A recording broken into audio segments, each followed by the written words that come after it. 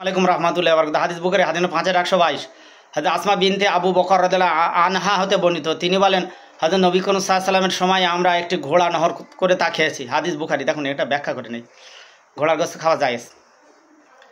নবী সাহাবীরা যে জমানায় ছিল, এখনও নবী জামানা, সমস্যা নেই। এখানে বলছে যে ঘোড়ার গোশত খেয়েছেন, ঘোড়া যাবে করে। বর্তমানে বাংলাদেশে একজনের ঘোড়ার গোশত খেয়েছিল বলে তাদের আবার সেই ঘর ছাড়া করা আছে। ভাই, কোরআন হাদিসকে বিকৃত করালো, নিষেধাজ্ঞা আরোপ করতে পারে যে এই পশুটা সংরক্ষণের আওতায় আছে, এটা খাওয়া যাবে না। ঠিক আছে, সমস্যা নেই, মানতে হবে সেক্ষেত্রে, কিন্তু ঘোড়ার গোশত খাওয়া যায়। এখানে 5123 জাবির ইবনে আব্দুল্লাহ রাদিয়াল্লাহু আনহুতে বর্ণিত। তিনি বলেন, খাইবারের দিন নবী করিম সাল্লাল্লাহু আলাইহি ওয়াসাল্লাম গাদার গোশত খেতে নিষেধ করেছেন আর ঘোড়ার গোশতের ব্যাপারে তিনি অনুমতি দিয়েছেন। কি বলছে?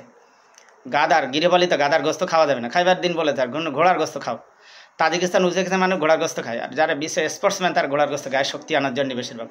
আর 5124 ইবনে ওমর রাদিয়াল্লাহু বর্ণিত, খাইবারের দিন নবী করিম সাল্লাল্লাহু আলাইহি ওয়াসাল্লাম গাদার গোশত খেতে নিষেধ করেছেন। আর 5125 হযরত আব্দুল্লাহ রাদিয়াল্লাহু আনহুতে বর্ণিত, নবী করিম সাল্লাল্লাহু আলাইহি ওয়াসাল্লাম গৃহপালিত গাদার গোশত খেতে নিষেধ করেন। আর 5126 হযরত আলী রাদিয়াল্লাহু আনহুতে বর্ণিত, তিনি বলেন, খাইবারের বছর নবী করিম সাল্লাল্লাহু আলাইহি ওয়াসাল্লাম মুতা স্বল্পকালের জন্য বিবাহ করা এবং গৃহপালিত পালিত গাদার গোশত খেতে নিষেধ করেছেন। হাদিস বুখারী। এখানে মুতা বলতে স্বল্পকালীন বিয়ে, যেটা ইরানিরা করে, ওটা করতে নিষেধ করেছেন, আর গাধার গোশত খেতে নিষেধ করেছেন। প্রকাশ থাকে যে মুতা বলতে কি, যে স্বল্পকালীন বিয়ে। খাইবারের সময় দেখো, ইহুদি নাসারাদের উপরে যেন অত্যাচার না হয়, মুসলিমদের উপরে অত্যাচার দর্শন না হয়, অনুসার যেন মুতা বিবাহ সেখানে হারাম করে দিয়েছিলেন। এবং এত মানবিক আমার নবী, মুসলিমদের প্রতি দরদি। আর গৃহপালিত গাদার গোশত খাওয়া নিচ্ছে, কিন্তু ঘোড়ার গোশত খাওয়া যায়। বুখারী হাদিস। নবী সাল্লাল্লাহু আলাইহি ওয়াসাল্লামের চেয়ে যারা বেশি বোঝে তারা কি ইবলিস শয়তান ছাড়া আর কি।